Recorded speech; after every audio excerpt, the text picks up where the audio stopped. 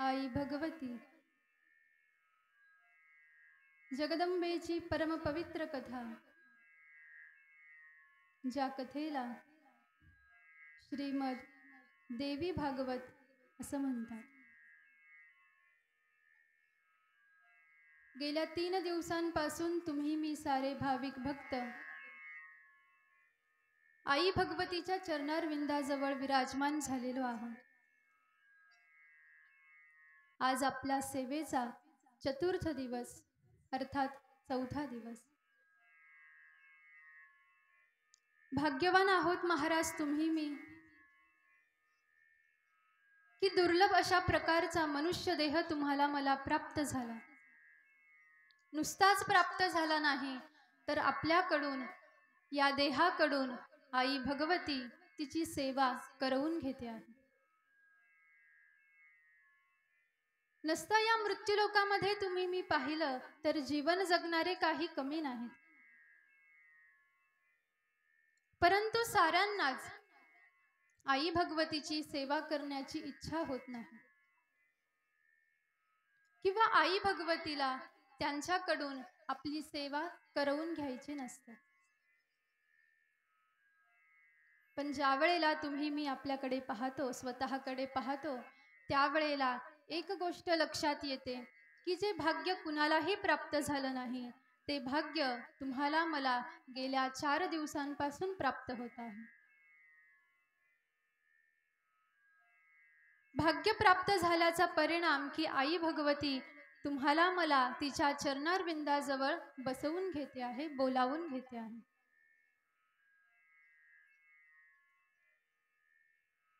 आणि गेल्या 3 दिवसांपासून आपण आई भगवतीचं चरित्र, तिच्या भक्तांचं चरित्र श्रवण करण्याचा प्रयत्न करत आहोत. कालच्या उत्तर भागामध्ये तुम्ही मी श्रवण केलं. हस्तिनापूरच्या राजगादीसाठी वारसाचा जो प्रश्न उपस्थित झाला होता त्या प्रसंगामध्ये सत्यवती मातेनं वेदव्यासजी महाराजांना पाचारण केलं. वेदव्यासजी महाराज येऊन पोहोचले आणि त्यांच्या कृपेमुळे धृतराष्ट्र, पांडू आणि विदुर हे 3 पुत्र हस्तिनापुरामध्ये जन्माला आले. आणि इथून पुढे आरंभ होतो वेदव्यासजी महाराजांचा वंश. असा वंश महाराज की जो अत्यंत पवित्र वर्णन केलेला आहे, असा वंश जो साधूचा वंश आहे. आणि त्याचाच परिणाम की या वंशामध्ये जेवढे जेवढे जीव जन्माला आले, जेवढे जेवढे महापुरुष जन्माला आले, त्या वंशामध्ये जन्माला आल्याचा परिणाम असा झाला की अलौकिक सामर्थ्य त्यांना प्राप्त झालं.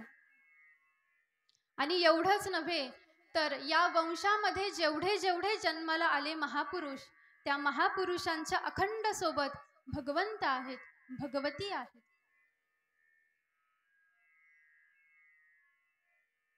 पवित्र वंशामध्ये जन्म घेतल्याचा परिणाम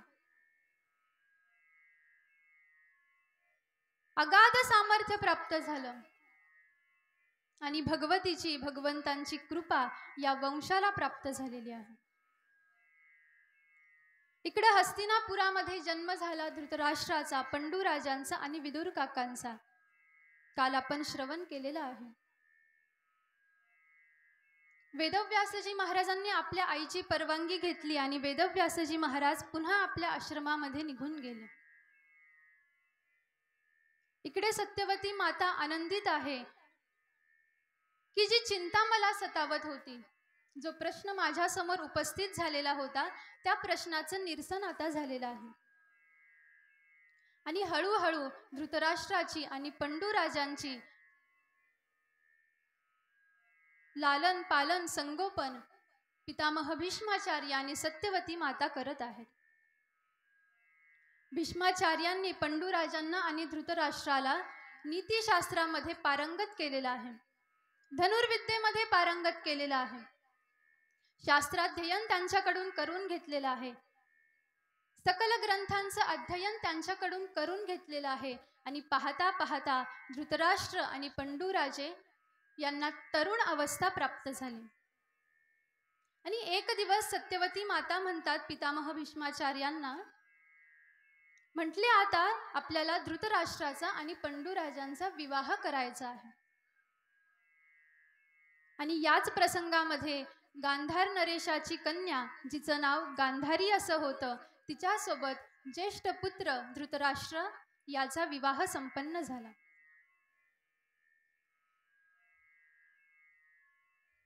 कुंतीभोज राजाची कन्या राजकुमारी, जिचं नाव कुंती असं होतं, तिच्यासोबत पंडूराजांचा विवाह संपन्न झालेला आहे. आणि याच प्रसंगामध्ये पंडूराजांचे 2 विवाह संपन्न झाले. प्रथम विवाह हा कुंती मातेसोबत आणि दुसरा विवाह हा माद्र देशाची राजकुमारी माद्री आईसाहेबांसोबत संपन्न झालेला आहे. इकडे धृतराष्ट्राचा विवाह सोहळा संपन्न झाला, गृहस्थाश्रम आरंभ झालेला आहे. पंडूराजांचा विवाह सोहळा संपन्न झाला आणि पंडूराजांचा गृहस्थाश्रम आरंभ झालेला आहे.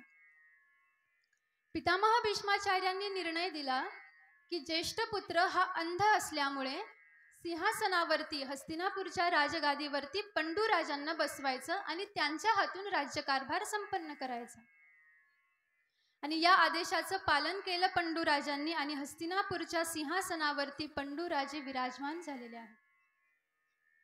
राज्यकारभाराला आरंभ झालेला आहे, गृहस्थाश्रमाला आरंभ झालेला आहे. आणि याच प्रसंगामध्ये एक दिवस पंडूराजांकडून अपराध घडला. एक दिवस पंडूराजे वनामध्ये गेलेले असताना पंडूराजांनी पाहिलं की एक हरिण माझ्या समोरून धावते आहे. त्या हरणाच्या पाठीमागे अजून एक हरिण धावते आहे. आणि पंडूराजाने शिकार करण्याच्या निमित्ताने त्या हरणाला जसाच बाण मारला, तो बाण मारल्याचा परिणाम की ते हरणाचं एक हरिण जखमी झालं आणि धरणावरती पडलं, महाराज जमिनीवरती पडलं. हे ज्या वेळेला त्या हरणासोबत असलेला दुसऱ्या हरणांनी पाहिलं, त्यावेळेला त्याच्या लक्षात आलं की आता माझा जो साथीदार आहे त्याचा प्राण आता जाणार आहे. पण ते हरिण जरी दिसायला होते तरी ते हरिण नव्हते महाराज, ते ऋषी होते. ऋषी आणि ऋषी पत्नी या दोघांनी हरणाचा वेश धारण केलेला होता आणि वनामध्ये विचरण करण्यासाठी ते निघालेले होते, वनविहार करत होते. पण याच प्रसंगामध्ये पंडूराजांनी त्यांच्याकडे पाहिलं आणि जी ऋषी पत्नी होती तिच्या शरीराला, तिच्या देहाला बाण मारल्याचा परिणाम असा झाला की त्या ऋषी पत्नीच्या देहामधून प्राण निघून गेला. ही गोष्ट जशीच त्या ऋषींच्या लक्षात आली, त्या ऋषींनी पंडूराजांना शाप दिला. म्हटले, राजन, मी आणि माझी धर्मपत्नी वनामध्ये विचरण करत असताना तुझ्याकडून माझ्या धर्मपत्नीचा प्राण गेलेला आहे आणि आता काही क्षणातच माझा सुद्धा प्राण जाणार आहे. मी तुला शाप देतो राजन, ज्या वेळेला तू तुझ्या धर्मपत्नी जवळ सहगमन करण्यासाठी तिच्या शरीराला स्पर्श करशील त्याच वेळेला तुझा सुद्धा प्राण निघून जाईल. पंडूराजांच्या चूक लक्षामध्ये आली की अनायासे माझ्याकडून हा अपराध घडलेला आहे आणि त्याचा परिणाम की ऋषींनी मला शापही दिलेला आहे. त्याच अवस्थेमध्ये, चिंताग्रस्त अवस्थेमध्ये पंडूराजे पुन्हा राजमहालामध्ये येऊन पोहोचले आणि पंडूराजांची जराशी वृत्ती ही शांत झाली, जराशी चिंतेमध्ये राहायला लागले.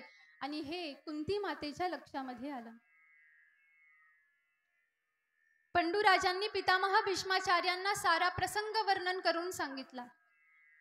पंडूराजांनी आता विचार केला की मला शाप प्राप्त झालेला आहे, आता मला माझं उर्वरित सारं जीवन हे भगवतीच्या नामस्मरणामध्ये, भगवतीच्या भक्तीमध्ये मला व्यतीत करायचं आहे आणि याच्यासाठी मी राज्यत्याग करेन, असा विचार पंडूराजांच्या मनामध्ये आला. आणि मनामध्ये आलेला संकल्प एक दिवस पितामह भीष्माचार्यांना वर्णन करून सांगितला. पितामह भीष्माचार्यांनी परवानगी दिली.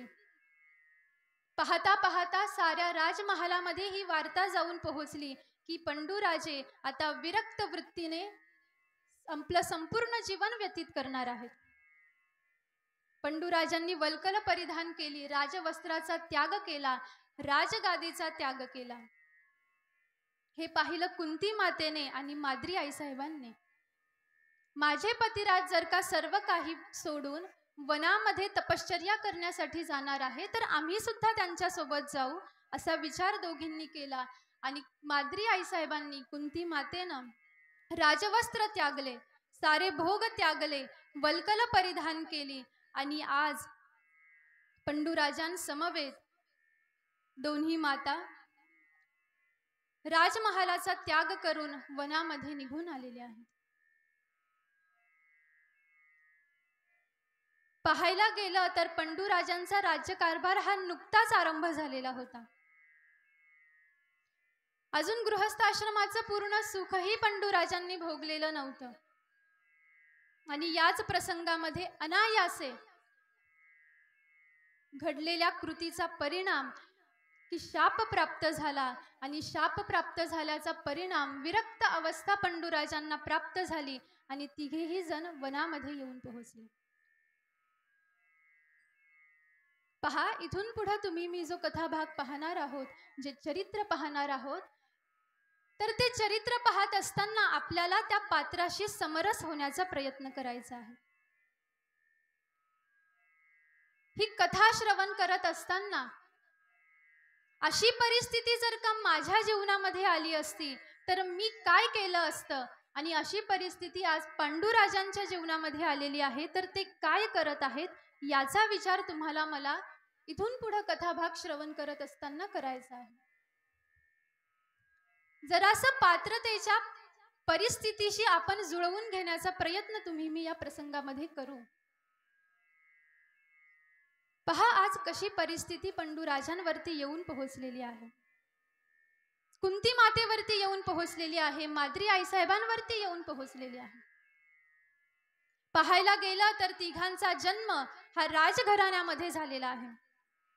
बालपणापासून राजभोगांचा स्वीकार केलेला आहे, राजभोग भोगलेले आहेत, दास आहेत, दासी आहेत, नाना प्रकारचं वैभव तिघांना सुद्धा बालपणापासून प्राप्त झालेलं आहे. आणि आज ज्या कुंती मातेची पावलं, ज्या माद्री आईसाहेबांची पावलं ही कधीच जमिनीवरती पडली नाही, मातीमध्ये पडली नाही महाराज, आज त्या कुंती माता पंडूराजांसमवेत वनामध्ये येऊन पोहोचलेल्या आहेत. पहा परिस्थिती. पण तिघांकडे पाहिलं तरी तिघ जण आनंदामध्ये आहेत. मुखमंडलावरती कोणत्याही प्रकारची चिंता नाही. जी परिस्थिती प्राप्त झालेली आहे त्या परिस्थितीशी जुळवून घेण्याचा प्रयत्न तिघ जण करत आहेत आणि समाधानाने आपलं जीवन व्यतीत करत आहेत. वनामध्ये येऊन पोहोचले. सुंदर अशा प्रकारची पर्णकुटी पंडूराजांनी स्वतःच्या हाताने तयार केली, बांधली, आणि तिघांची सुद्धा भक्ती साधना आता आरंभ झालेली आहे. ज्या वनामध्ये पंडूराजे राहत होते, पंडूराजांच्या झोपडीच्या कुटियेच्या आजूबाजूला काही ऋषींचे आश्रम होते. पंडूराजे आपली ध्यान साधना संपन्न करून ऋषींच्या आश्रमामध्ये कथा, कीर्तन, प्रवचन श्रवण करण्यासाठी जायचे. आणि एक दिवस असं झालं, पंडूराजे कथा श्रवण करण्यासाठी ऋषींच्या आश्रमामध्ये येऊन पोहोचले. कथेला आरंभ झाला आणि कथा सांगत असताना, प्रवचन सांगत असताना ऋषींच्या मुखांमधून अनायासे एक वाक्य बाहेर पडलं की ज्या मनुष्याला संतती प्राप्त होत नाही, पुत्र प्राप्त होत नाही, त्या मनुष्याला स्वर्ग हा कधीच प्राप्त होत नसतो. हे वाक्य ऐकलं पंडूराजांनी आणि मनामध्ये चिंता उत्पन्न झाली. मला तर आता कधीच पुत्र होऊ शकणार नाही, आणि ऋषी तर असं म्हणत आहेत की जोपर्यंत संतती होत नाही, पुत्र प्राप्त होत नाही, तोपर्यंत मनुष्याला स्वर्गाची प्राप्ती कधीच होऊ शकत नाही. मग आता मी करावं तरी काय करावं? हा विचार पंडूराजांच्या मनामध्ये आणि ही चिंता जाणली कुंती आईसाहेबांनी. कुंती आईसाहेब एक दिवस पंडूराजांना म्हणतात, अहो तुम्हाला कशाची चिंता आहे का? तुम्ही कशाचा विचार करत असतात म्हटले. त्यावेळेला पंडूराजांनी सारा प्रसंग वर्णन करून सांगितला. म्हटले, कुंती, मी ऋषींच्या मुखांमधून हे वाक्य श्रवण केलं की ज्या मनुष्याला पुत्र होत नसतो त्याला स्वर्गाची प्राप्ती होऊ शकत नाही. आणि आता मला या गोष्टीचं पूर्णपणे ज्ञान झालेलं आहे की मला माझ्या जीवनामध्ये कधीच संततीची प्राप्ती होऊ शकणार नाही. मग मला संततीच जर का प्राप्त झाली नाही तर माझा परलोकीची यात्रा कशी संपन्न होईल? म्हटले, कुंती, मला इहलोकीची चिंता नाही. भगवतीच्या कृपेने जे जीवन मला प्राप्त झालेलं आहे, तिच्या सद्बुद्धीने तिने दान केलेल्या बुद्धीच्या बळावरती, तिच्या कृपेच्या बळावरती मी माझं जीवन हे व्यतीत करेल. परंतु माझ्या परलोकीचं काय होईल याची चिंता आज पंडूराजांना सतावते आहे. आणि कुंती आईसाहेब म्हणतात, अहो मी एक गोष्ट तुमच्यापासून लपवली. म्हटले, काय लपवलेलं आहेस तू माझ्यापासून? म्हटले, विवाहाच्या अगोदर एक घटना माझ्यासोबत घडली, ती गोष्ट मी तुमच्यापासून लपवलेली आहे. म्हटले, काय घडलेलं आहे कुंती, मला सांग. त्यावेळेला कुंती माता म्हणतात, ज्या वेळेला मी बालवयामध्ये होते त्यावेळेला आमच्या राजवाड्यामध्ये, राजमहालामध्ये दुर्वासा ऋषींचं आगमन झालं. आता दुर्वासा ऋषी राजमहालामध्ये आलेले आहेत हे साऱ्यांना कळालं. आता दुर्वासा ऋषींची सेवा करण्यासाठी कोण पुढे येईल असा प्रश्न जेव्हा बाबांनी आम्हाला विचारला त्यावेळेला कुणीच पुढे होकार देण्यासाठी, पुढाकार घेण्यासाठी तयार नव्हतं. कारण साऱ्यांना ज्ञात होतं की दुर्वासा ऋषींचा स्वभाव कसा आहे. दुर्वासा ऋषींच्या क्रोधाशी सारे जण कळत होतं साऱ्यांना की किती क्रोधिष्ठ ऋषी आहेत ते. कुणीही त्यांची सेवा करण्यासाठी पुढे आलं नाही. परंतु मला इच्छा झाली की मला दुर्वासा ऋषींची सेवा करायची आहे आणि त्यांना प्रसन्न करून घ्यायचं आहे. मी बाबांची परवानगी घेतली. म्हटलं, बाबा मी दुर्वासा ऋषींची सेवा करते, तुम्ही मला परवानगी दान करा. बाबांनी परवानगी दान केली. दुर्वासा ऋषींचं आगमन राजवाड्यामध्ये झालेलं आहे आणि भक्तिभावाने, प्रेमाने छोट्याशा असणाऱ्या कुंती माता यांनी आपली भक्ती साधना, सेवा आरंभ करून दिलेली आहे. दुर्वासा ऋषींच्या सेवेमध्ये कोणत्याही प्रकारचा कमीपणा कुंती मातेनं आणू दिला नाही. जी गोष्ट दुर्वासा ऋषींना पाहिजे होती, ज्याची इच्छा होती, ते सारं काही, ती सारी काही सेवा कुंती माता वेळोवेळी दुर्वासा ऋषींना दान करत होत्या. अनेक महिने सेवा केली कुंती मातेने आणि त्याचा परिणाम असा झाला की दुर्वासा ऋषी कुंती आईसाहेबांवरती प्रसन्न झाले. आणि एक दिवस दुर्वासा ऋषी म्हणतात, कुंती, अगं तुझ्या सेवेवरती मी प्रसन्न झालेलो आहे आणि माझी अशी इच्छा आहे की तू माझ्याकडे काहीतरी वर मागावा. परंतु कुंती माता म्हणायला लागल्या, मला कोणताही वर मागायची इच्छा नाही. तुमची सेवा केली यामध्ये मी समाधानी आहे. म्हटले, मला कोणत्याही वराची याचना तुमच्याकडे करायची नाही. पण दुर्वासा ऋषी प्रसन्न झालेले होते आणि दुर्वासा ऋषी म्हणतात, तुला जरी कोणताही वर नको असला, तुला जरी काही नको असलं तरी आज मला इच्छा झालेली आहे की मला तुला काहीतरी दान करायचं आहे. कुंती, मी तुला वरामध्ये एक असा मंत्र दान करतो की त्या मंत्राचं अनुष्ठान केल्यानंतर तू ज्या देवतेचं आवाहन करशील त्या देवतेच्या अंश रूपाने तुला पुत्र प्राप्त होईल.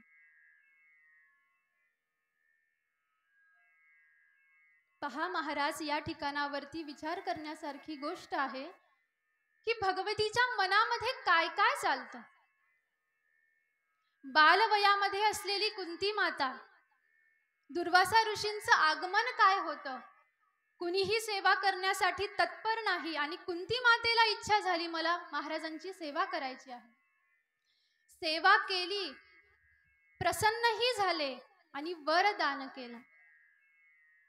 बरं, वर महाराज दुसरा कोणताही दान करू शकत होते, पण वर तोच दान केला पुत्रप्राप्तीचा. कारण भगवतीला माहित होतं की पुढे चालून माझ्या भक्ताच्या जीवनामध्ये कशी परिस्थिती येणार आहे.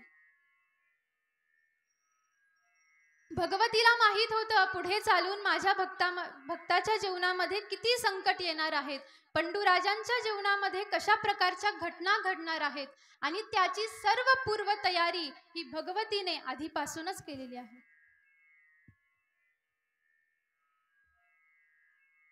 पहा, भगवतीची तुमच्या माझ्या संबंधामध्ये किती मोठी योजना असते. आणि आपण देव काहीच करत नाही माझ्यासाठी असं म्हणून मोकळे होतो.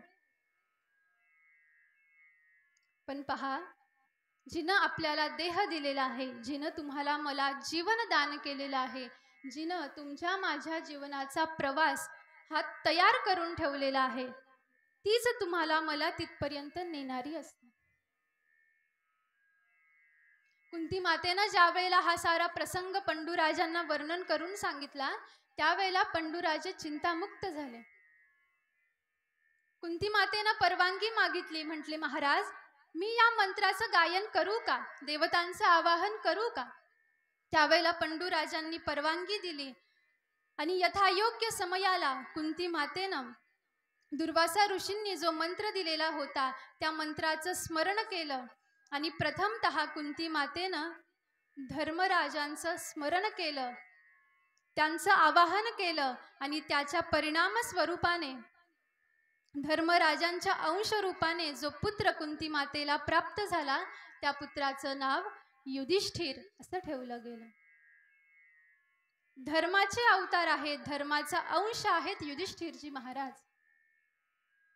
आणि युधिष्ठिरजी महाराजांचं संपूर्ण जीवन जर का तुम्ही मी पाहिलं तर पूर्णपणे धर्ममय आहे.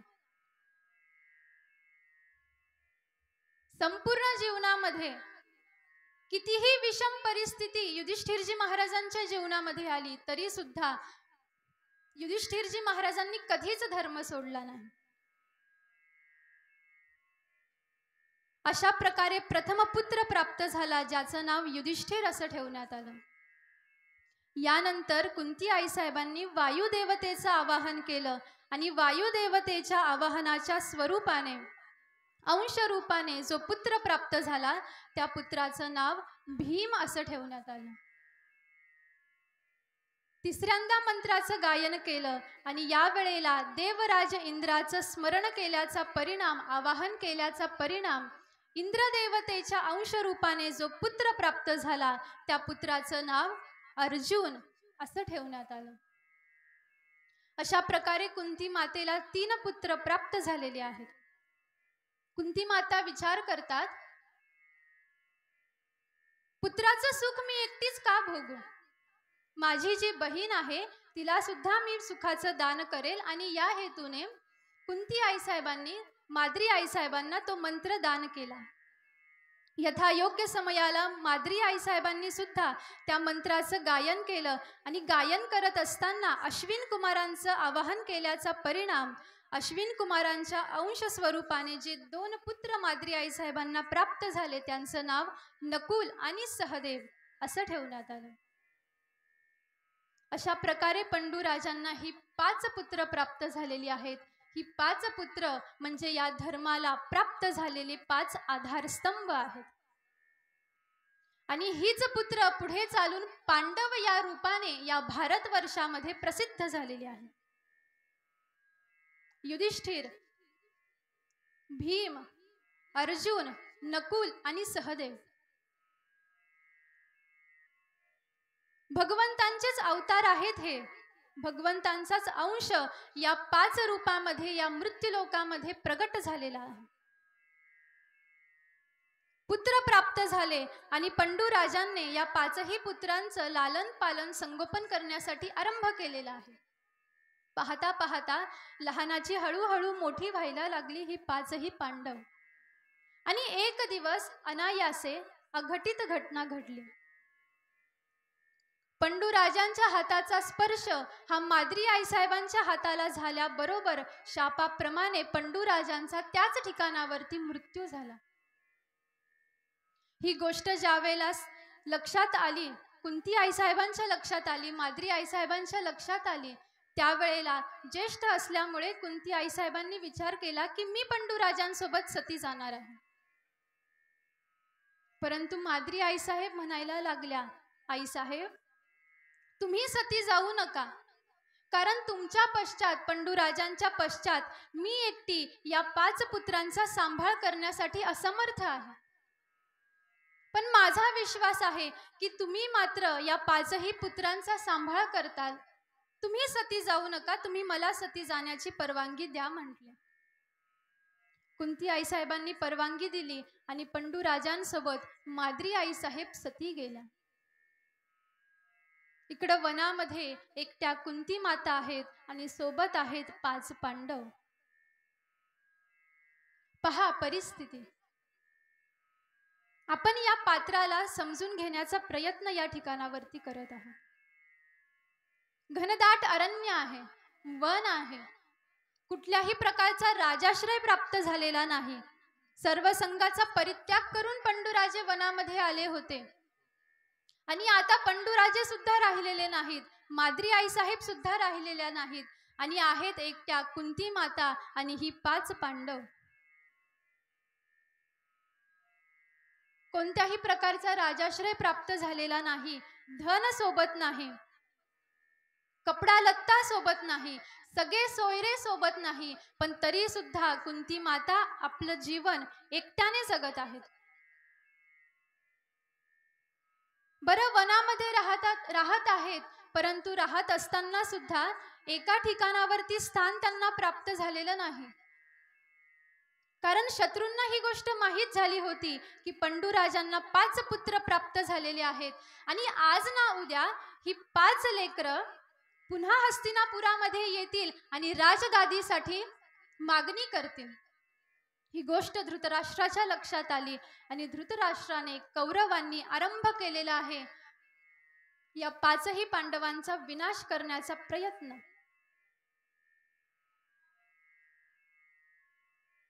सारखं स्थलांतर कुंती आईसाहेबांना करावं लागत आहे. वनामध्ये एकट्या आहेत, 5ही पांडव आहेत, परंतु कुंती आईसाहेबांकडे जर का पाहिलं तुम्ही मी या प्रसंगामध्ये, तर अमाप धैर्य कुंती आईसाहेबांनी धारण केलेलं आहे. भगवतीच्या नामाचा आश्रय घेतलेला आहे, भगवतीच्या स्मरणाचा आश्रय घेतलेला आहे आणि या 5ही लेकरांसोबत कुंती माता आपलं संपूर्ण जीवन व्यतीत करण्याच्या दृढ निश्चयाने आपला एक एक दिवस व्यतीत करत आहे.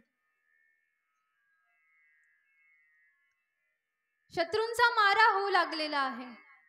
शत्रूंच्या लक्षात येत आहे की या 5 पुत्रांना हस्तिनापुरामध्ये वापस आणायचं नाही. नाना प्रकारचे प्रयत्न पांडवांना मारण्यासाठी आरंभ झालेले आहेत महाराज. कधी विष देऊन मारण्याचा प्रयत्न केला, कधी लाक्षागृहामध्ये जाळून मारण्याचा प्रयत्न केलेला आहे, तर कधी अज्ञातवासामध्ये पाठवून दिलेला आहे. पण तरी सुद्धा पांडवांकडे जर का तुम्ही मी पाहिलं, पांडवांचं जीवन जर का तुम्ही मी पाहिलं, कोणत्याही प्रकारचं भौतिक सुख हे पांडवांना जन्म झाल्यापासून प्राप्त झालेलं नाही. पण तरी सुद्धा या 5 रत्नांकडे ज्या वेळेला तुम्ही मी पाहतो, त्यावेळेला त्यांच्याकडे पाहून शिकावं ते समाधान, त्यांच्याकडे पाहून स्मरण होतं ती संतुष्टता आणि त्यांच्याकडे पाहून लक्षात येतं शांती. एवढं खडतर जीवन पांडवांना प्राप्त झालेलं आहे, परंतु मुखामधून कधीच भगवतीचं नाम त्यागलं गेलं नाही. अखंड भगवतीच्या स्मरणामध्ये 5ही पांडव राहत आहेत, कुंती माता राहत आहेत. जेवढी विषम परिस्थिती या पांडवांच्या जीवनामध्ये आली, तेवढी तेवढी या पांडवांची भक्ती साधना ही दृढ होत गेली. जेवढी जेवढी प्रतिकूलता या पांडवांना प्राप्त झाली तेवढी तेवढी यांची भगवन नामावरती असलेली निष्ठा ही अधिक दृढ झाली. पहा, अनुकूलतेमध्ये परमार्थ सारेच करतात. अनुकूलतेमध्ये परमार्थ साऱ्यांनाच करता येतो. अनुकूलतेमध्ये जीवन साऱ्यांनाच जगता येतं. पण त्याचंच जीवन सफल होतं जो प्रतिकूलतेमध्ये जगला.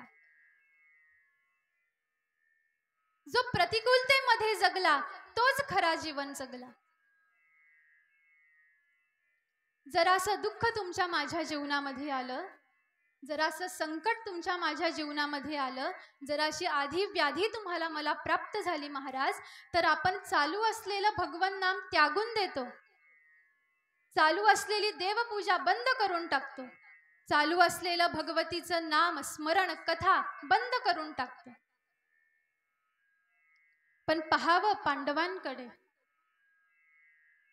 जराशी सुद्धा अनुकूलता त्यांना प्राप्त झालेली नाही, परंतु एक क्षणभरासाठी सुद्धा पाचही पांडव कधीच भगवतीच्या नामांपासून विन्मुख राहिले नाही. जेवढी प्रतिकूलता अधिक तेवढी भगवतीवरचा विश्वास हा अधिक दृढ होत गेला. आणि याचाच परिणाम असा झाला की वेळोवेळी भगवंत भगवती ही पांडवांना अखंड सहाय्यकारी झालेली आहे. आज तुम्हाला मला भगवंत हे पांडवांच्या अखंड सोबत राहताना दिसतात. याला कारण काय असेल? याला कारण पांडवांनी गायलेलं नाम आहे. याला कारण पांडवांची भगवंतावरती असलेली श्रद्धा आहे. याला कारण पांडवांची भगवतीवरती असलेला विश्वास आहे. हा विश्वासाचा परिणाम आहे, हा श्रद्धेचा परिणाम आहे, हा प्रेमाचा परिणाम आहे की आज अखंड भगवंत भगवती पांडवांच्या सोबत आहेत. म्हणून नामाचा त्याग करू नये, म्हणून कथेचा त्याग करू नये. भलेही कितीही संकट तुमच्या माझ्या जीवनामध्ये येवोत महाराज, पण जिच्या कृपेनं जिच्या आश्रयाने आपल्याला सुख प्राप्त होणार आहे तिचा आश्रय आपण त्यागू नये. कारण आपण कसं जगावं, आपल्या जीवन जगण्याचा जो मार्ग आहे तो तिनं निश्चित केलेला आहे. आज दुःख आहे याचा अर्थ कधी ना कधी सुख हे येणारच असतं.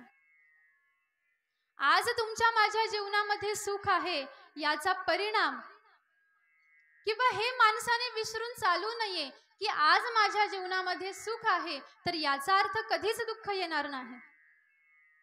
आज सुख आहे उद्या दुःख येईल.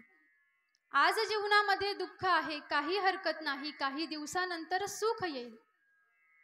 ही जी सुख आणि दुःख रूपी ऊन सावलीचा जो खेळ आहे महाराज, हा तुम्हाला मला साक्षी भावाने पाहायचा आहे. आणि पांडवांनी सुद्धा तेच केलं. भगवतीच्या नामामध्ये तल्लीन झालेले आहेत, भक्तीमध्ये तल्लीन झालेले आहेत. आणि जे जे काही प्रसंग, जे जे काही संकट जीवनामध्ये आले त्याच्याकडे साक्षी भावनेने पाचही पांडव पाहत आहेत. आणि त्याचाच परिणाम असा झाला की आज पांडवांच्या मुखावरती जे समाधान तुम्हाला मला दिसतं, जी संतुष्टता दिसते आणि जी निर्विकार शांतता दिसते, याला कारण हा भाव आहे. आणि म्हणून भगवंत सहाय्यकारी झाले.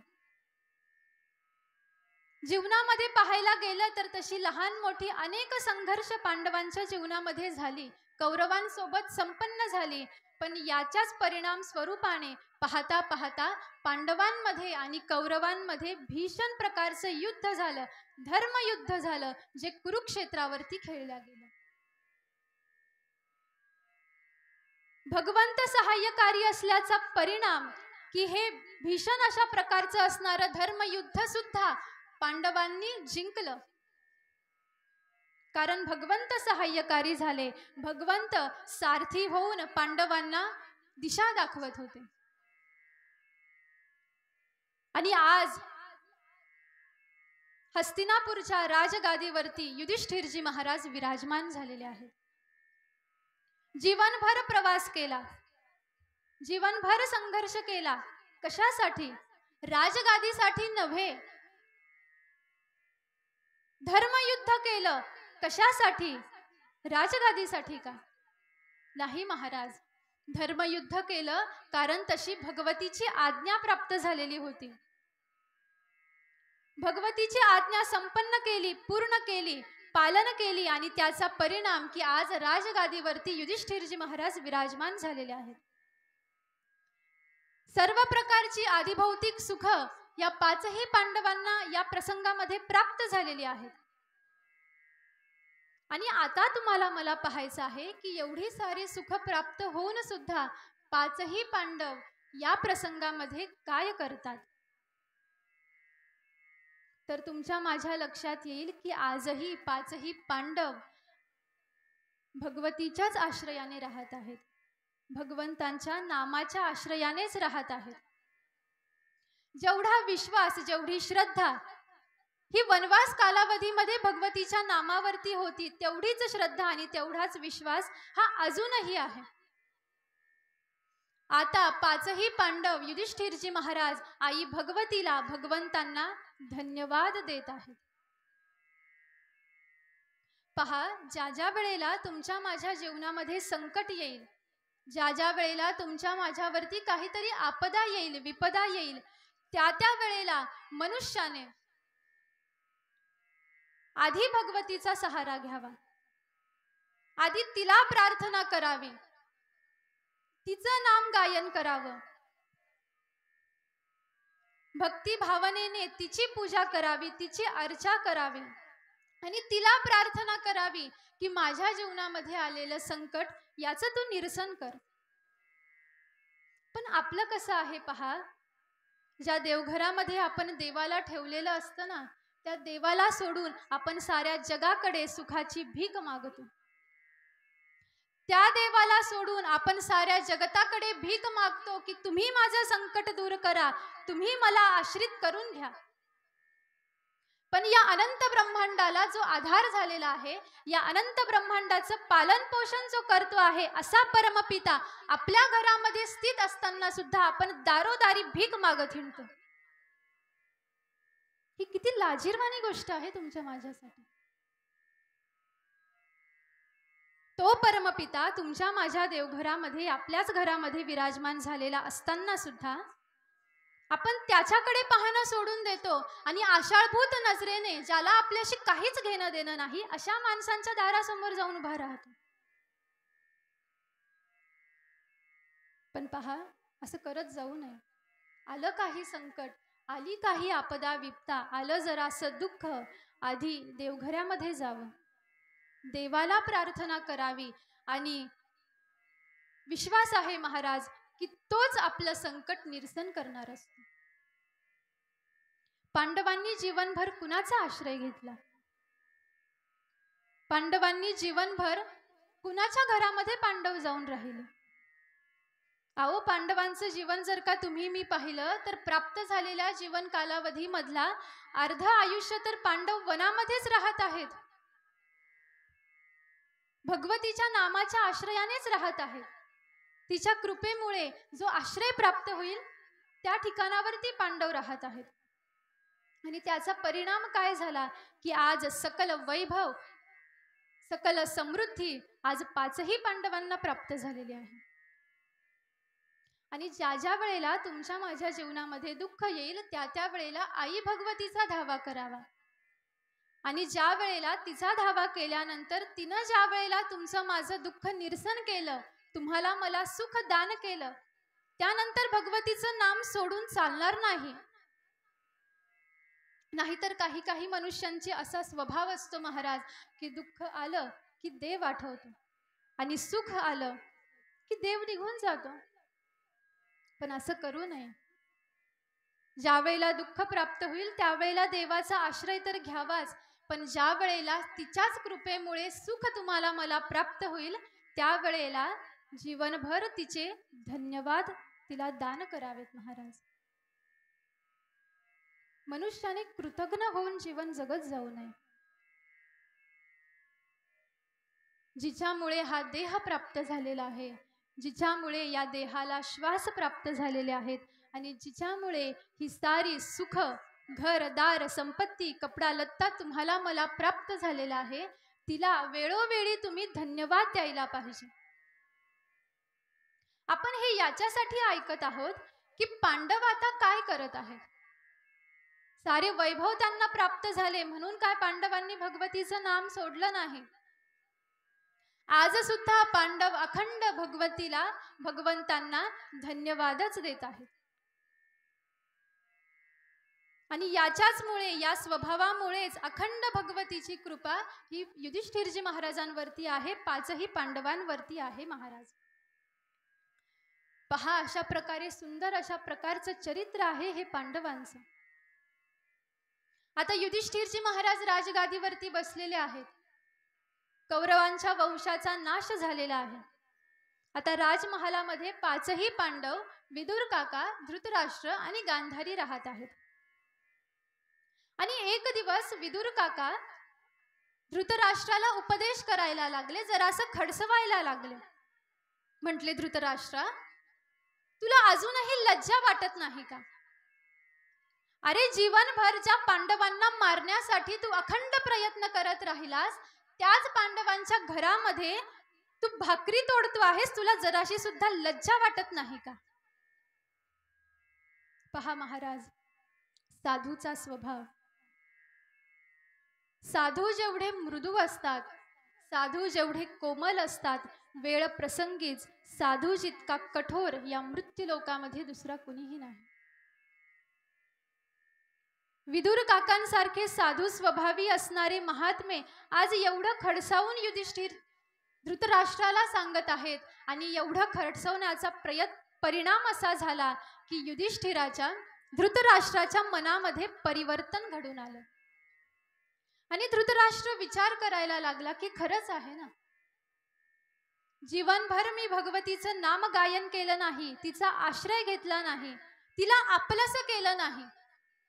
एवढंच नव्हे तर माझ्या स्वतःच्या भावाची जी पुत्र आहेत, पांडव आहेत, त्यांना सुद्धा मी कधी आपलं मानलं नाही.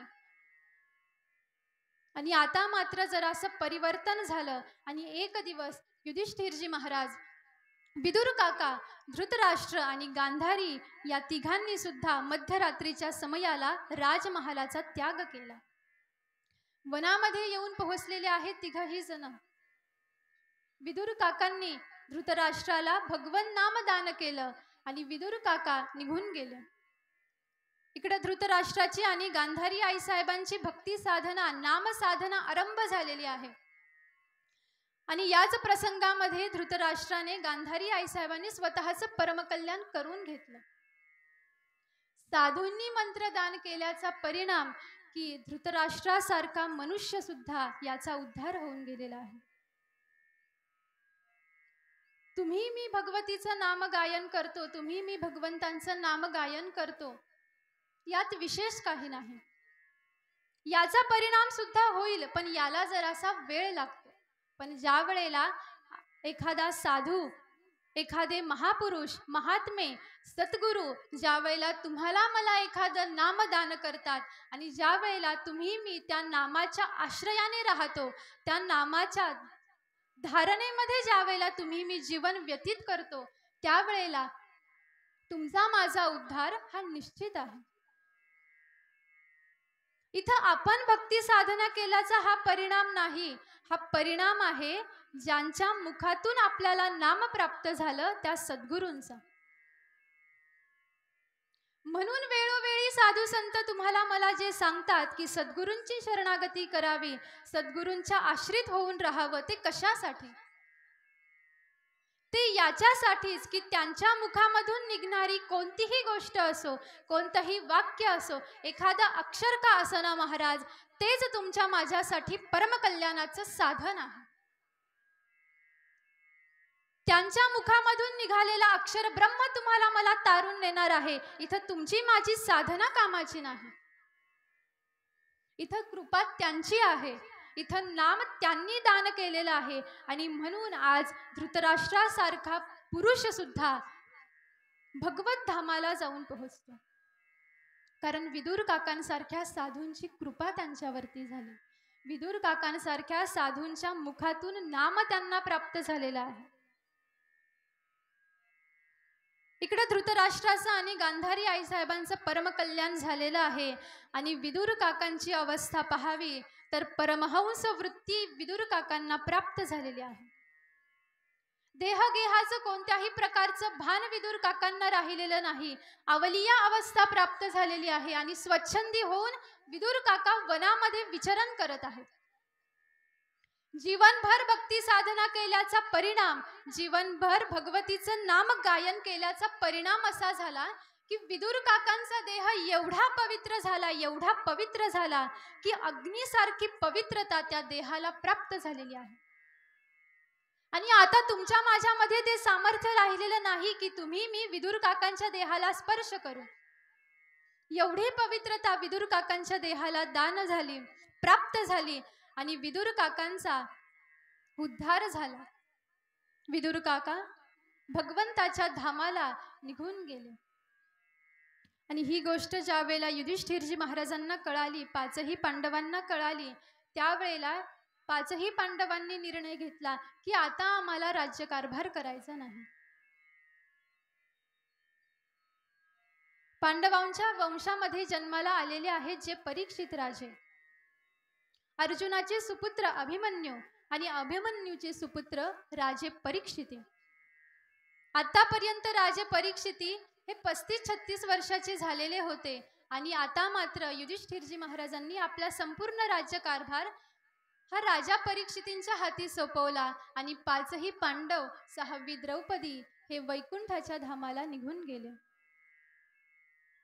आणि आरंभ झालेला आहे राजा परीक्षितींचा राज्यकारभार.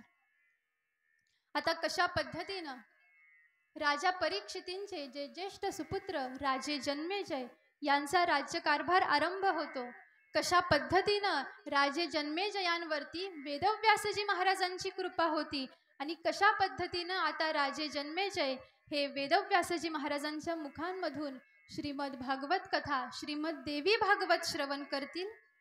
हा सारा कथा भाग तुम्ही मी सुद्धा श्रवण करू उद्याच्या सत्रामध्ये.